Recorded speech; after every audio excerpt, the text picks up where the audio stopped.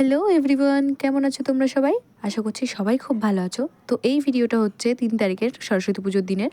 তো অনেক দিন ধরেই ভেবেছিলাম যে এটা তোমাদের সাথে শেয়ার করব, কিন্তু আর শেয়ার করতে পারিনি। আসলে খুব ঠান্ডা লেগে গেছিলো, গলার অবস্থা ভীষণ খারাপ ছিল, তাই আর শেয়ার করে উঠতে পারিনি। তো প্রথমেই ভিডিওটা শুরু করলাম বান্ধবীকে রেডি করানোর থেকে। তারপর আমরা বাড়ি থেকে বেরিয়ে বাজারে গিয়ে ফুল কিনে নিয়েছিলাম। তো ও আমার মাথায় পরিয়ে দিয়েছিল, আমি ওর মাথাতে। তো দেখো আমার বান্ধবীকে কেমন লাগছে সবাই কমেন্টে জানিও। তো আমরা এখন ছিলাম আমাদের এখানে বেলেডাঙা রেলগেট। আজকে যাচ্ছি আমরা মায়াপুর দুজন মিলে। তো পুরো ভিডিওটা দেখতে থাকো আর একটা লাইক কমেন্ট শেয়ার করে দিও। আমরা মায়াপুর ঘাটের এখানটায় চলে এসেছি, তো এবার টিকিট কাটবো। তো চলো টিকিট কেটে আসি। আমাদের টিকিট কাটা হয়ে গেছে, এবার আমরা ঘাট পার হব।